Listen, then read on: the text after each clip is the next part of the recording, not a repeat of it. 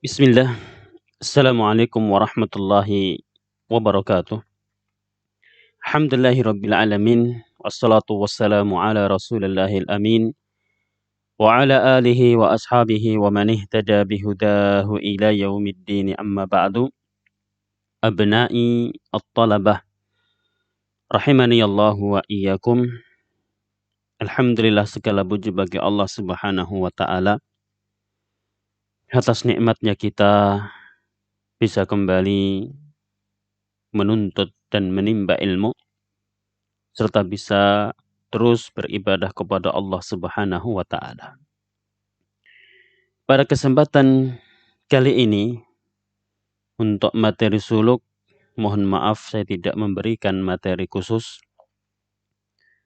Saya ingin menyampaikan beberapa info terkhusus tentang AKM, Asesmen Kompetensi Minimum, pengganti UN yang akan dilaksanakan pada tahun 2021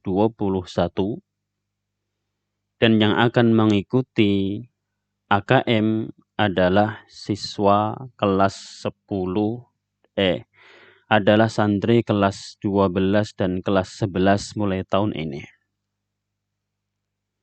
Karena ini sesuatu hal yang baru, maka saya ingin menyampaikan info awal sekedar pengenalan apa itu AKM. Harapannya nanti kita bisa mempersiapkannya dengan baik. Maka saya mulai materi suluk saya ganti dengan sosialisasi pengenalan awal apa itu AKM, ujian pengganti UN untuk kelas 12 dan kelas 11. AKM sendiri kepanjangan dari Asesmen Kompetensi Minimum. Maka pertama apa itu asesmen nasional? Kalau tadi saya katakan AKM, ini asesmen nasional itu seperti ujian nasional. Di antara caranya dengan AKM. Nama umumnya asesmen nasional. Itu nama umum. Instrumennya, alat untuk melaksanakan asesmen nasional itu adalah AKM.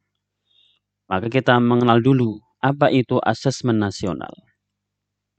Asesmen nasional pada tahun 2021 adalah alat untuk pemetaan mutu pendidikan pada seluruh sekolah. SD, SMP, SMA, SMK, atau madrasah, MI, MTS, MA, dan kita masuk ke MA di sini. Kita masuk pada MA di sini. Kemudian kita juga program kesetaraan jenjang dasar dan menengah. Artinya ini khusus untuk yang paket seperti MSU, MSW itu pun kena. Mutu diukur menggunakan 3 instrumen. Artinya mutu pendidikan sebuah madrasah, sekolah dengan 3 alat. Yaitu namanya asesmen kompetensi minimum.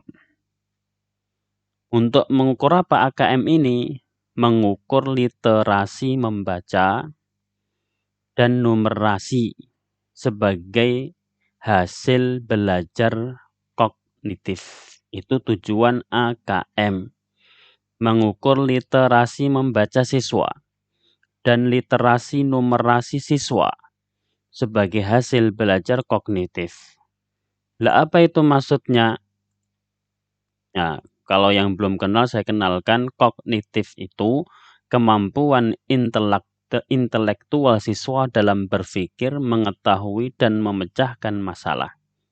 Itu namanya kognitif, kemampuan intelektual siswa dalam berpikir, mengetahui dan memecahkan masalah.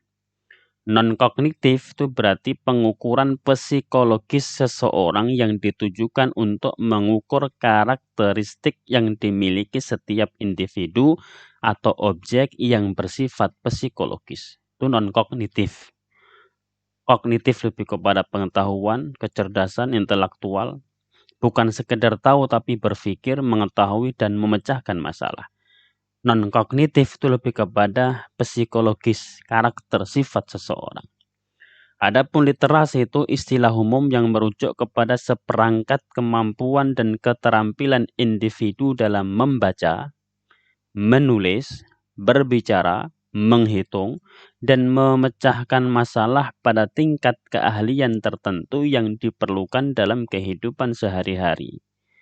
Maka dengan literasi ini, dia membaca, menulis, berbicara, menghitung, kemampuan dasar ini bisa digunakan untuk memecahkan masalah dalam kehidupan sehari-hari. Kembali ke tadi, maka asesmen tadi pakai alatnya HKM tadi fungsinya mengukur literasi membaca dan numerasi sebagai hasil belajar kognitif. Kemudian juga ada survei karakter, mengukur sikap, kebiasaan, nilai-nilai sebagai hasil belajar non-kognitif. Jadi nanti ada AKM, ada survei karakter, ada survei lingkungan belajar, mengukur kualitas pembelajaran dan iklim sekolah yang menunjang pelajaran. Kemudian diikuti oleh siapa? Oleh murid, guru, dan kepala satuan. Maksudnya kepala sekolah atau kepala madrasah. Siapa itu murid yang dimaksud? Yang dimaksud adalah kelas 5 SD, 8 SMP, kelas 11 asalnya. Namun berhubung tahun ini tahun awal pelaksanaan AKM, maka dilaksanakan untuk kelas 12 dan kelas 11.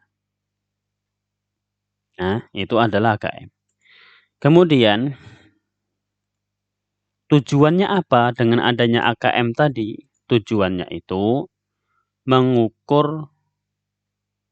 mendorong guru untuk mengembangkan kompetensi kognitif yang mendasar sekaligus karakter murid secara utuh.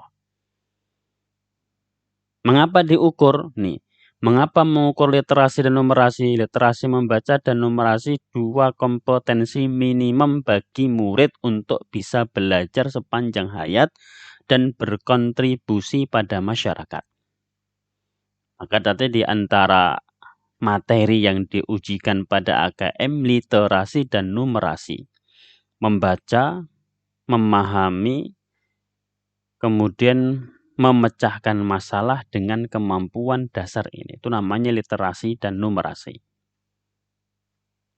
Mengapa juga karakter diukur? Karena tadi dikatakan survei karakter selain kemampuan ini diukur melalui AKM, ada juga karakternya.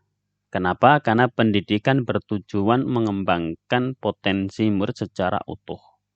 Asesmen nasional atau AKM mendorong mengembangkan sikap, karakter, nilai, adab-adab, dan perilaku yang mencirikan pelajar Pancasila. Ini dari pemerintah. Kemudian ikhwati fillah, penggunaan hasil asesmen untuk apa? Digunakan untuk apa? Ini digunakan hasil asesmen nasional nanti digunakan sebagai satu pemetaan awal mutu sistem serta penyetaraan hasil belajar bagi peserta didik program kesetaraan. Ini tujuan dari pemerintah. Pemetaan mutu sistem pendidikan itu hasil asesmen tidak digunakan menilai prestasi murid atau kinerja guru dan sekolah. Laporan hasil asesmen nasional diberikan kepada guru dan sekolah. Intinya akan ada hasilnya dan nanti hasil itu hanya untuk pemetaan mutu, tapi harus ikut. Cukup itu aja. Kapan dilaksanakan asesmen nasional ini? Pelaksanaan asesmen nasional atau AKM tadi. Pelaksanaan asesmen nasional dikoordinasi oleh Kemendikbud, Kementerian Pendidikan dan Kebudayaan, bekerja sama dengan Dinas Pendidikan dan Kanwil, kantor wilayah, provinsi, dan kantor Kemenak, dan kantor Kementerian Agama di kabupaten. Pelaksanaannya semua berbasis komputer dan daring. Daring itu dalam jaringan alias online. Asesmen nasional dilaksanakan menggunakan komputer dan secara daring. Murid mengerjakan pada sesi dengan jadwal yang ditentukan dan dengan diawasi. Kemudian koordinasi yang diperlukan, nanti ini buat kita saja. Intinya berbasis komputer dan daring. Alokasi waktu. Lihat ini kita ada di ada MA. Ada 2 hari AKM itu. Hari pertama yang dites, tes literasi selama 90 menit durasinya. Survei karakter selama 30 menit. Ini hari pertama. Hari kedua, tes numerasi 90 menit. Kemudian survei lingkungan belajar 30 menit. Nah, ini adalah ujiannya seperti ini nanti. AKM atau pengganti UN nanti selama 2 hari. Ujiannya materinya literasi, survei karakter, numerasi, dan survei lingkungan belajar. Ini adalah materi untuk AKM. Berikutnya untuk rancangan jadwal pelaksanaan asesmen nasional baik itu AKM, survei karakter, survei lingkungan belajar, itu kita lihat ada di kelas ini MA. Kelas 11 Maret. Tapi kemarin dapat info kemungkinan ada di bulan Februari. Gantian antara kelas 12 maupun kelas 11. Info nanti lebih lanjut kami sampaikan kalau sudah ada jadwal secara pasti. Kemudian sedikit saya terangkan, sudah kita mengenal apa itu AKM secara umum, saya lebih mengerucut soal AKM ini sangat berbeda dengan soal UN. Kalau UN itu ada mata pelajarannya, matematika, bahasa Inggris, bahasa Indonesia, ditambah 1 materi jurusannya. Kalau kita di ukhuwah itu biasanya UN, yang di UN kan 4 mata pelajaran. Matematika, bahasa Inggris, bahasa Indonesia ditambah 2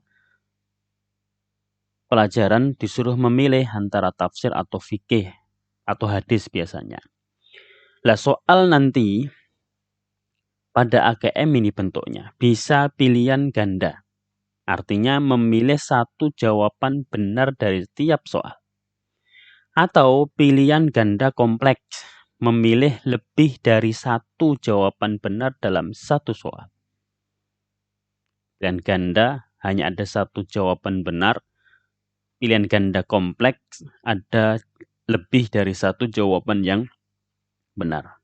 Atau menjodohkan, menjawab dengan menarik garis dari 1 titik ke titik lainnya yang merupakan pasangan pertanyaan dengan jawabannya. Ada isian singkat menjawab berupa bilangan kata untuk menyebutkan nama benda, tempat, atau jawaban pasti lainnya. Uraian menjawab soal berupa kalimat-kalimat untuk menjelaskan jawabannya. Lihat nanti AKM ada isian singkat dan ada uraian. Maka perlu kalian juga kelas 10, kelas 12, dan kelas 11 untuk bisa mengetik pakai komputer. Oleh karena itu kita menetapkan untuk mendatangkan santri, harapannya kita bekali perkara ini dulu. Soalnya bukan pilihan ganda, santri dituntut bisa menulis pakai komputer. Kemudian, ini saya sampaikan contoh soalnya. Kita lihat sejauh mana tingkatan kesulitan soal AKM. Contoh soal nanti akan disampaikan tabel seperti ini. Tabel batang namanya. Waktu dekomposisi. Setiap material sampah akan mengalami penguraian. Material sampah dapat berupa sampah organik dan sampah anorganik. Waktu yang diperlukan untuk mengurai sempurna disebut sebagai waktu dekomposisi. Jadi waktu dekomposisi, waktu yang diperlukan untuk mengurai sempurna. Berikut waktu dekomposisi berdasarkan jenis material sampah. Nih, material organik. Waktu dekomposisinya, kulit pisang 6 minggu, jeruk, terus sampai ini. Kemudian anorganik, plastik. Dekomposisinya, lihat nih, ini tahun ukurannya. 100, 200, 300 ini tahun, sampai 600 tahun. Baja 100 tahun. Kaleng aluminium berapa ini? 250-an. Kulit sintesis itu 500 tahun. Kulit sintetis 500 tahun. Kemudian setelah disampaikan tabel seperti ini, berikutnya pertanyaan. Sampah anorganik lebih lama terurai dibandingkan dengan sampah organik. Waktu dekomposisi popok sekali pakai lebih lama dari plastik, namun kurang dari kulit sintetis. Berapa waktu dekomposisi yang mungkin dari popok sekali pakai?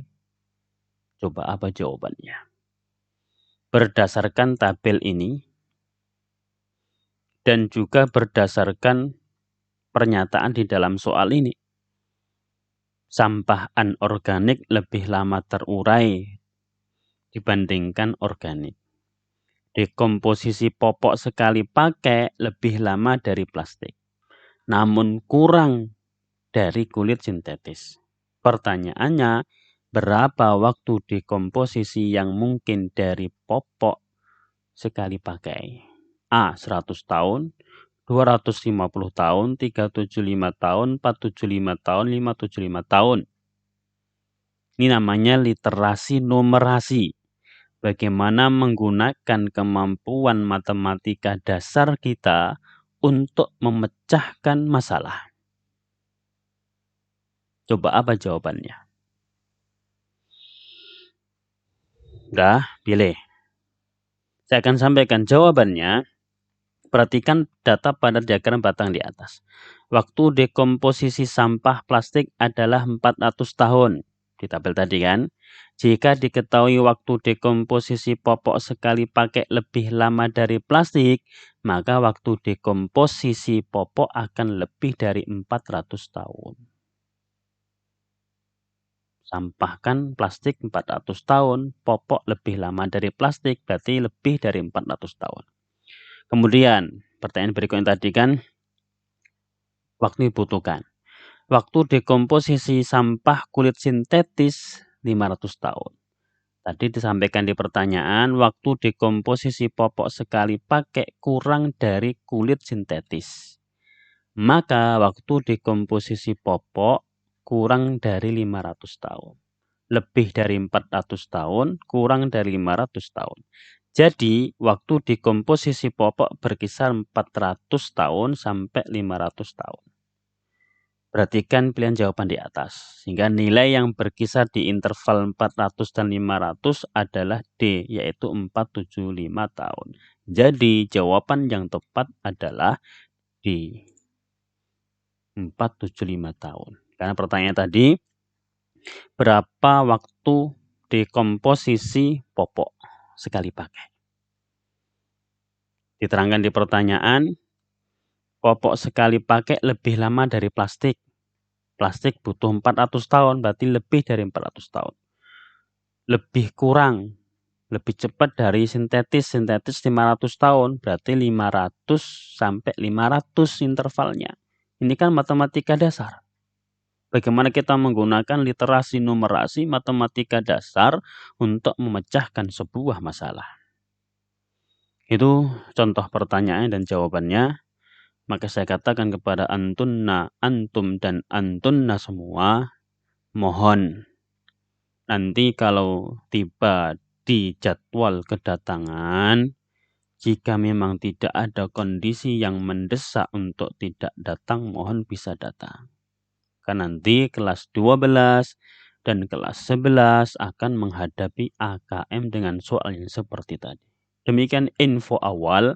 Nanti secara detail kami akan sampaikan lebih lanjut kapan waktunya dan bagaimana persiapan yang harus kita lakukan. Demikian, jazakumullahu khairan. Selamat belajar. Insyaallah kita bisa. Wa nashkurukum. Wassallallahu wasallam ala Muhammad. Wassalamualaikum warahmatullahi wabarakatuh.